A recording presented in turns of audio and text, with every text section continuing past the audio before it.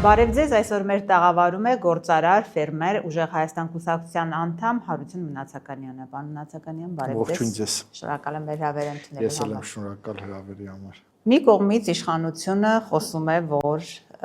սուբսիդավորելու է, Եվրամիությունն ասում է, ձեզ աջակցելու ենք այս ծանր իրավիճակում, որպեսզի մեր տնտեսվարողները կարողանան հանգիստ արտահանել իրենց ապրանքը այլ պետություններ բացի ԵԱՏՄ շուկայից։ Մյուս կողմից մենք տեսնում ենք, որ մեր գյուղացիները, տնտեսվարողները խնդիրներ ունեն։ Հիմա ինչպես է ստացվում, եթե աջակցում, օգնում են, մյուս կողմից էլ մարդիկ չեն տեսնում այդ օգնությունը, այդ ոնց է այսպես։ Եվրոպան աջակցության, ֆինանսական աջակցության խոստում է տվել, ոչ թե Եվրոպայում մեր պտուղ բանջարեղենը գյուղատնտեսական արտադրանքը վաճառելու ընդհանրենք քայլեր։ Եվ այդ խոստումը մինչև $50 միլիոն մասին է, եվրոյի մասին կներեք 1000 անգամ ներողություն, եւ եթե տեսնենք արտահանման մեր տվյալները, մենք տարեկան արտահանում ենք $1 միլիարդ ավել գյուղատնտեսական արտադրանք, այսինքն այդ $50 միլիոն աջակցությունը ընդհանուր 1 միլիարդի մեջ կազմում է 5%։ Ու ինքը հասկացաք, որ շատ ցածր թիվ է եւ պետությունն էլ ինչ որ աջակցություն է խոստանում, կարծեմ 4 միլիարդ դրամի չափով, ինչը $10 միլիոն է, 1 միլիարդի մեջ էլ դա 1% անում, ինչը գյուղացիական ֆերմերային տնտեսություններին ոչնչով չի օգնելու, ոչ մի մեծամասշտաբ խնդիր չի լուծելու, կարող ասես փոքր մի երկու շատ չնչին հարցեր լուծի, եւ այսօր մեր գյուղացիական տնտեսությունները կանգնել են լրջագույն խնդրի առջև, կարելի ասել ամբողջովին բանկրոտ գնալու ճանապարհն են, եթե ճանապարհը չբացի Ռուսաստանը։ Եւ Եվրոպան, եթե մտածենք, որ մեր Բայց կներեք, տեսեք, իրենք նաեւ մաքսատուրքերը զրոյացնելու մասին է խոսում, այս կներեք մաքսատուրքերը զրոյացրեցին, այդ էլ չի օգնում։ Բնականաբար չէ, մեր ապրանքի որակը չի համապատասխանում նրան ստանդարտներին, մենք չունենք այդ համապատասխան սերտիֆիկատները,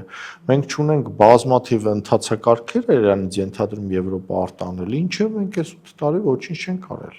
Դեպքում ինչի մասին է խոսում իշխանությունը, որ ասում է մեր վարդերը արտահանել են Նիդերլանդներ։ Նիդերլանդներ չեն արտահանել, դա օդից կախված խոսակցություն են, բացարձակ չի, եթե արտահանված լիներ Իրանն ինչ որ Փարիզից պիտի բերենք նորից։ Բալթյան երկրները արտահանվել $10,000 վարդ,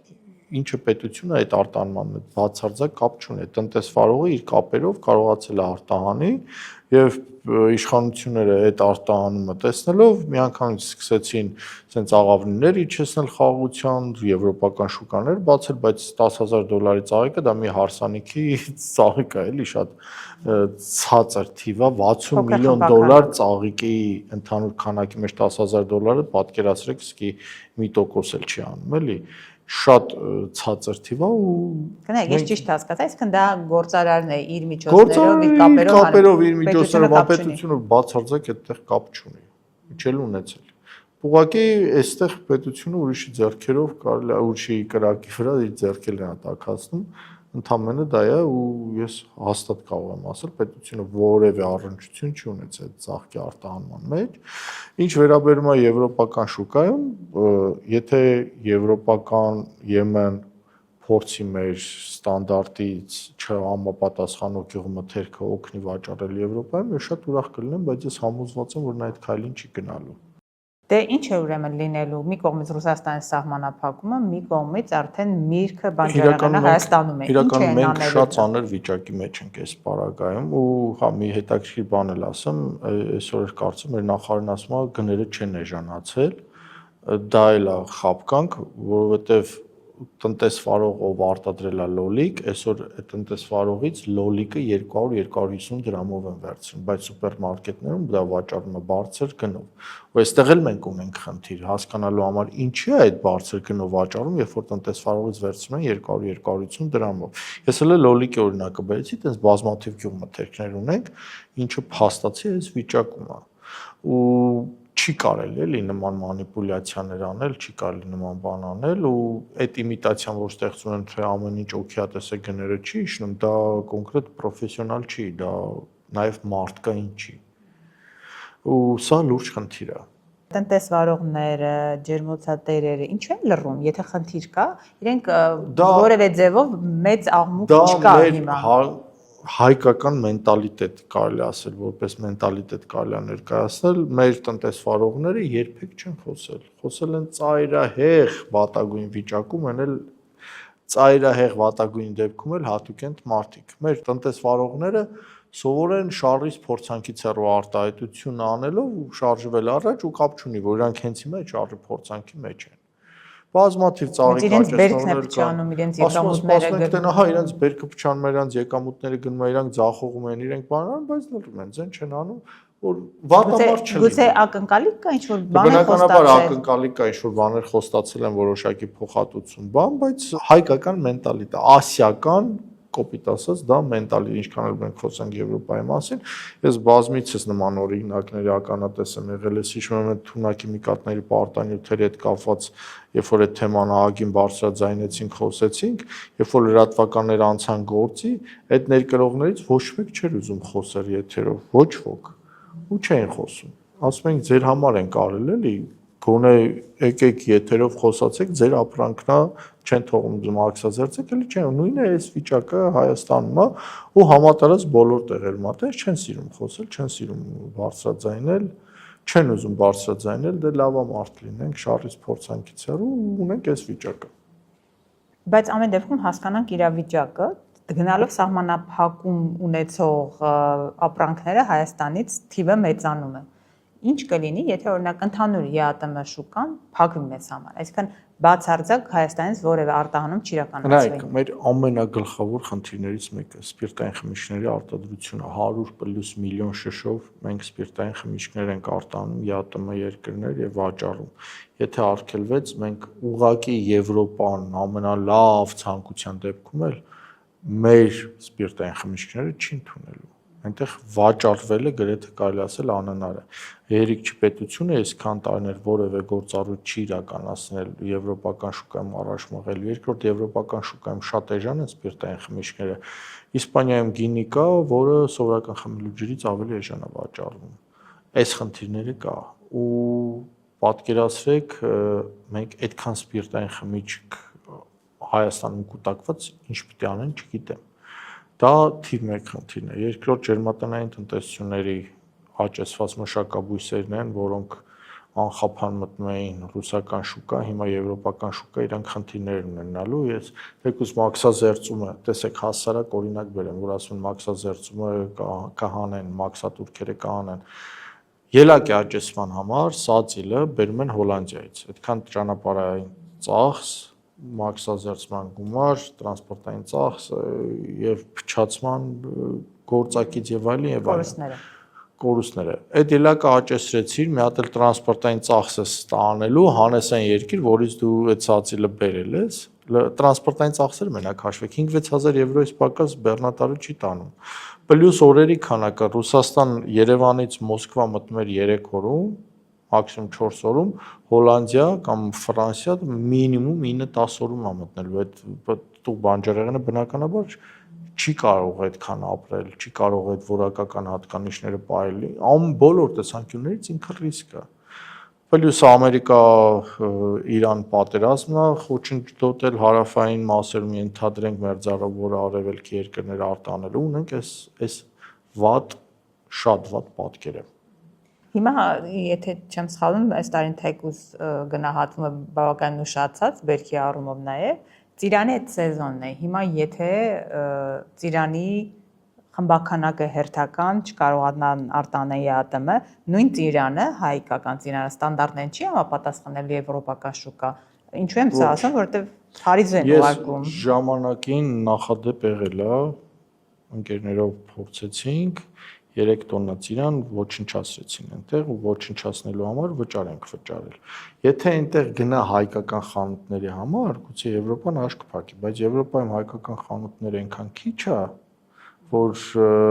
լավ մի բեռնատար 2-10 բեռնատար, լավագույն 20 բեռնատար, 800 տոննա գնաց, բայց 50000 տոննա ծիրան է գնում։ 50000 տոննայի մեջ 800 տոննան դա անում է մոտավորապես 2%-ից մի քիչ ավել կամ պակաս։ Ունենք այս խնդիրները։ Տեսեք, տանձի մասն էլ ասում են, եթե համը մեր նախարարն ասում է, եթե դրա համը ընկնի եվրոպացիների, ճապոնացիների բերանը իրանք հաստատ չեն մոռանա դա։ Ու մենք գիտեք, մենակ նախարարը ասել չէ՞ էլի, մենք 50+ տարի մենք մեզ խաբել ենք, որ մեր ամեն ինչ ամենահամեղն, ամենալավն, ամենավորակովն է եւ այլն, ու մարդիկ որ ասում ենք անցած տարի հիշում եք այդ պտուղ բանջարեղենների լաբորատոր փորձակնություն տվեցին, ոչ ոք չէր համապատասխանում թույլատրելի նորմերին, մեջի արգելված նյութերը բոլորը զարմանում էին, ասում են, «Ես ինչ եք խոսում, ես ինչ եք անում»։ Մենք պիտի իրողության հետ հաշվի նստենք, որ մեր տանձինման համով տանձ ունեցող երկրներ էլ կան, այդ թվում նաև Պարսկաստանը, Պարսկաստան շատ եմ գնացել, շատ եմ փորձել, այնտեղ շատ համով է ամեն ինչ։ Ու այս մենք մեզ ինքնախաբեությամբ, այս պորոտախոսությամբ մենք ոչ բանի չենք հասնի։ Նույն կոնֆերենս տանձը դրսից ներկրված, եթե խանութից առնեք փորձեք, էլի քաղցր շատ լավ տանձ է։ Վատը չի։ Ու այնպես չի, որ մերը որակապես էսի ինչ ձևով տարբերվում, պլյուս մեր տանձերն էլ խնդիր ունեն։ Հայաստանում Էրվինիա հիվանդությունն է տարածված, բակտերիալ այրվածքը, ինչը լուրջ խնդիր է այդ մշակաբույսի համար։ Բայց մասին էլ պիտի խոսան։ Ու տենց որ կծելով, լավ, ենթադրենք շատ համով է, դրա համար դու շուկայի առաջմղում պետք է անես։ Դու ինչ ես արել շուկայի առաջմղման համար, ճապոնական շուկա մտնելու համար։ Դու ինչ գործողություններ ես արել, ինչ քայլերի հերթականություն ես արել։ Ուզբեկստանը, Հարավ Կորեա կերաս վաճառելու համար ահագին գործիքակազմ օգտագործեց,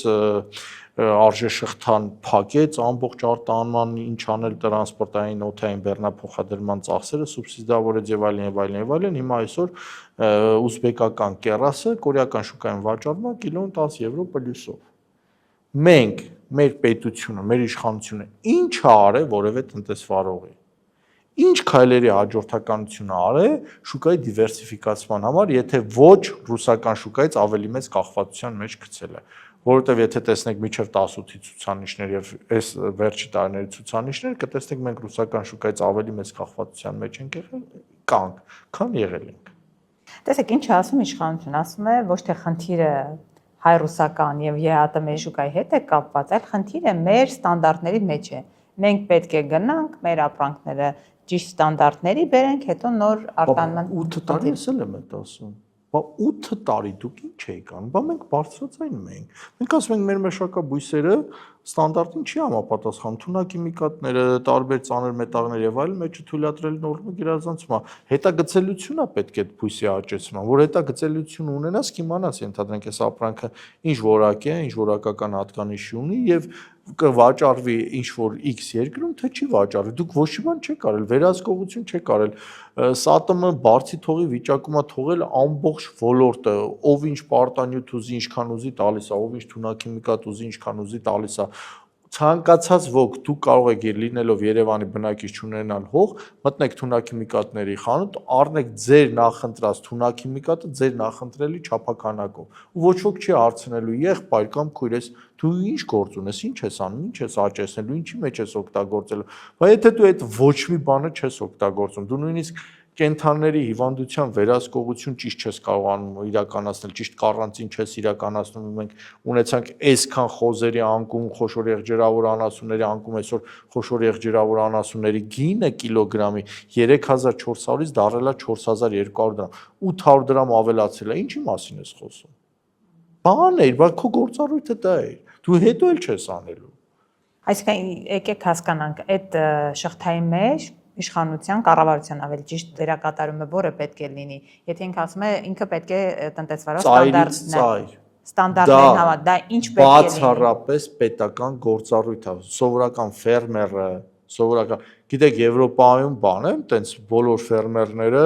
սենց հրեշտակներ են, երկնքից իջած, ու իրանք սենց իրանց հրեշտակային մտածելակերպով սենց ամեն ինչը թույլատրելի նորմերը պահում են, բան են անում, խոսքի աճեցնում են ու նույն ձև, չէ, դա պետական ճիշտ վերահսկողության հետևանք է։ Պետությունը կատարում է ճիշտ վերահսկողություն, ֆերմերը գիտի, եթե իր ապրանքի մեջ որևէ պարտանյութ նորմայից ավել տա եւ մտնի խանութում հանկարծ լաբորատոր փորձակնություն անցնի, այդ ֆերմերային տնտեսությունը կոչնչանա ամբողջությամբ։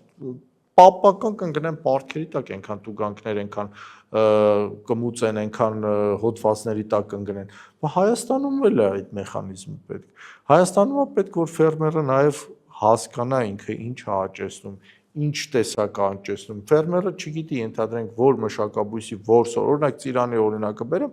դեղին ծիրանը մենակ Հայաստանում, աշխարհում ոչ մի երկրում դու դեղին ծիրան չես տեսնի։ Բոլոր տեղերը ծիրանը գազարագույն է, մի քիչ ուրիշ ֆորմայով է, եւ մարդիկ սովորեն այդ գույնի, երբ որ տեսնեն խանութում դեղին ծիրան, եվրոպացին միջին վիճակագրական գուցե չառնի։ Պլյուս ծիրանը այնտեղ առնում են հատիկով 2-3 հատ, մեր մոտից գնում է արկղով։ Մենք սովորենք արկղով տենց ուղարկել ֆուտսիթյուն վաճառել։ Դու պետք է փաթեթավորման վրա աշխատանք տանես Եվրոպայում, ինչ տիպի փաթեթ են նախընտրումով։ Սովորական տնտեսվարով, սովորական գյուղացին ինչ պետք է իմանա։ Դա պետության գործառույթ է։ Սելեկցիոն կայաններ է պետք, սերմնաբուծարաններ է պետք, այդ ծիրանը շալախը պետք է սելեկցիայի ենթարկես, հասնես նրան, գուցե ծիրանիդ գույնը հետո դարձնես գազարագույն եվրոպական շուկայի համար։ Այդ գազարագույն ծիրանը ավելի ցանկալի լինի եվրոպացի սպառողի համար, ինքը դա ուտի։ Ինքը մեծ աշխատանք է պահանջում, մեծ արժեշղթա է, որը պետք է ամբողջությամբ փակվի։ Եթե դու սենց թողես բարձի թողի վիճակում, միայն պաթետիկ տեքստեր օգտագործես, այ Ռուսաստան արկելից մենք ելակի համար մեր անկախությունը չենք զոհում, բայց անկախության հարց չկա, եղբայր, ինչ անկախության հարց։ Դու մի հատ կողմնորոշվի։ Էս է խնդիրը։ Ձեր ասածը ենթադրում է բավականին ժամանակատար աշխատանք, այսինքն բնականաբար, բայց հիմա արդեն իսկ սահմանափակվում է։ Ինչ անել հիմա, այսինքն Ես հիմա չգիտեմ, ես չունեմ գյուղատնտեսությունը պիտի մնա այս վիճակում, թե ինչ որ Ես ելքեր չունեմ կա։ լուծում, ելքերը Ռուսաստանի հետ հարաբերությունների կարգավորումն է, գոնե կարճաժամկետ, չգիտեմ, խնդրելով է թե ինչով է, որ գոնե Ռուսաստանը բացի սահմանները կարողանան իրենք մատակարարում անել, այլապես կոնկրետ այս տարի մեր գյուղատնտեսությունը շատ ծայրահեղված վիճակում կայտնվի, ծայրահեղված։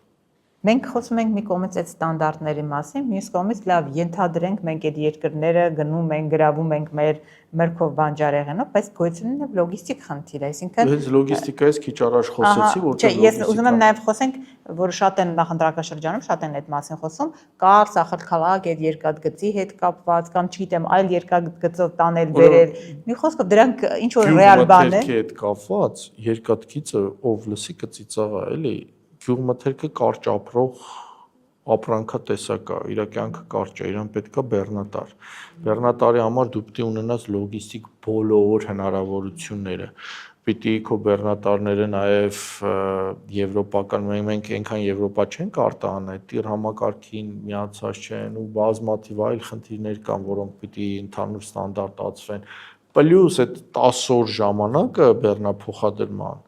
ինքն էլ է մեծ խնդիր, որտեվ բավականին երկար ժամանակաշրջան է, ինչ 2-3 օր, ինչ 10 օր, պատկերացրեք շատ մեծ է։ Պլյուս օդային բեռնափոխադրումների առումով, որ չասեմ, մենք գնայինով ռեկորդ ենք բոլոր երկրների մեջ, ամենաբարձր գինն է, որ օդային բեռնափոխադրումով երևի չկա տենց գյուղատնտեսական արտադրանք, որը օդայինով տեղափոխես ու դառնա ձեռնտու, որտեվ մինիմում 2 եվրոյի չափ գին ավելանալու ակետից բեկետ հասնելու համար, իսկ պատկերացրեք այդպես պետք բանջարեղեն գիտեք, որ վրան 2 եվրո ավելանա, 2 եվրո ու դառնա մեր մրցունակ, չի լինի։ Թուրքիա կարտահանենք։ Թուրքիան բացարձակ մեր գյուղմթերքին չի սպասում, որտեղ այնտեղ ամեն ինչ իրենց մոտ ավելի էժան է, իրենց ջերմատնային տնտեսություններում ավելի էժան են ավճեցնում, քանի որ տեսնում ենք միշտ ձմեռը թուրքական լոլիկ է Հայաստանում, իրենց բոլոր գյուղմթերքները ավելի էժան է ինքնարժեքով եւ մենք ուղղակի մրցունակ չենք լինի ոչ Թուրքիայի, ոչ Ադրբեջանի, ոչ առավել եւս Իրանի հետ։ Բեռնատարի վարորդները խնդիրներ ունեն այս շրջանում։ Աշխատանքային ցենզերը չեմ աշխատանքային այդ խնդիրներ ունեն, այդ իր համակարգն եւ այլն տարբեր այլ խոչընդոտներ կան, պլյուս ենթադրենք Ռուսաստանի հետ, երբ որ արտահանում էին, տեսեք, եթե արտահանում կար, կարողանում էին տանել, այնտեղից էլ բեռ բերել։ Հիմա իրանք չեն կարողանում գնալ, որովհետև արտահանում չկա։ Եթե դատարկել գնան բեռը բերեն, գինն է բարձրանում, ինքնարժեքն է բարձրանում։ Ու սենց մի հատ պարադոքսի առաջ են կանգնած։ Տեղապտույտի մեջ ենք։ Շատ լավ, այս փուլը նաև ամփոփելով հետաքրքիր է այս իրավիճակում դուք ինչ լուծումներ եք տեսնում։ Կա Նիկոլ Փաշինյան, որը հիմա ունի մեծամասնություն եւ ինքն է շարունակելու առաջիկա բանակցությունները Ռուսաստանի հետ։ Ինչ կարող է լինել ատարբերակ Ռուսաստանի հետ հարաբերություններ կարգավորում, որը կարծես թե չի երևում այս վահի դրությամբ, եւ բ տարբերակը որն է լինելու։ Բտարբերակ ես չգիտեմ, որովհետև տեսեք, մենք այնքան հենց նույն Նիկոլ Փաշինյանի պատճառով մեր պետության կախվածությունը ռուսական շուկայից այնքան մեծացավ, մենք ոչ միայն արտանում ենք, նաև ներմուծում ենք էլ, դա էլ հաշվի առեք։ Մենք ներմուծում ենք ցորեն, ձեթ, տարբեր տեսակի հատիկանդեղենային մշակաբույսեր, այդտեղ ոսպնա,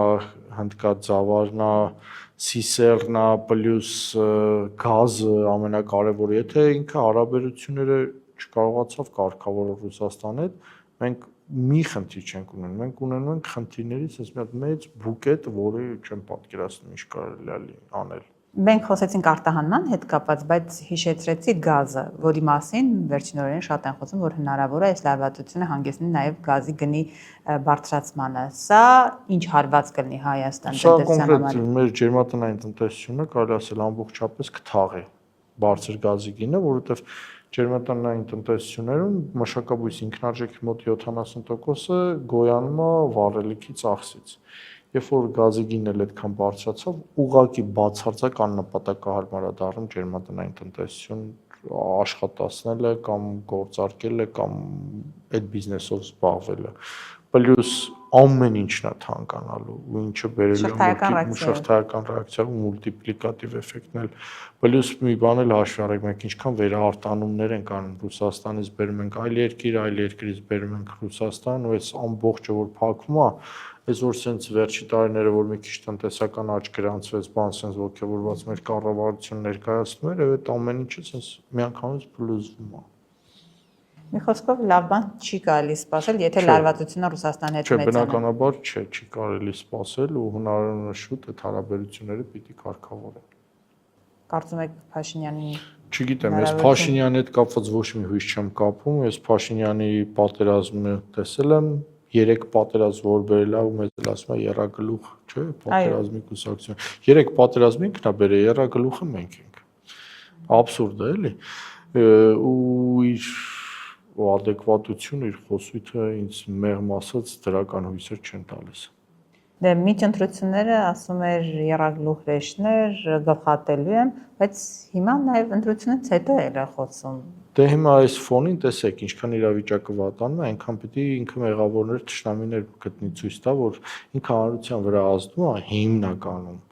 իրանց խեղճ տղու կերպարը, ինքը խեղճի կերպարով է հանրության վրա միշտ ազդեցություն թողում, որ վայ էսա իրան կարող խփեն այդ հրեշները, այդ ականքները, այդ բաները, ինքը դրա վրա խաղում է, միշտ խաղացել է, երբեմն հունից դուրս է գալի, այս նախընտրական քարոզարշավի ժամանակ տեսել եք, էլի, բայց այդ ամպլուայի մեջ ինքը պետք է մնա։ Դրա համար վիճակը ինչքան վատանա, այնքան ձերբակալություններ է իմիտացիա անելու, էլի մարդիկա, չէ, ընտրությունից մի օր առաջ էլ, չէ, էլի հին մարդկանց հին դեմքերի նորից ձերբակալեցին, հետո ասում եք կաշառքով եք ընտրվել բոլոր ընդդիմադիրներին։ Մենք որոշել ենք այդ մասին չխոսել այնքան, մինչև ամբողջ դատաքննություն, դատավարությունը կավարտվի, կտեսնենք, բայց այն որ դուք չեք կարող գտնել գետ 1 Հայաստանի Հանրապետությունում քաղաքացի, որ ասի, որ ուժեղ Հայաստանից գումար է ստացել ընտրելու համար, ես դա փաստում եմ։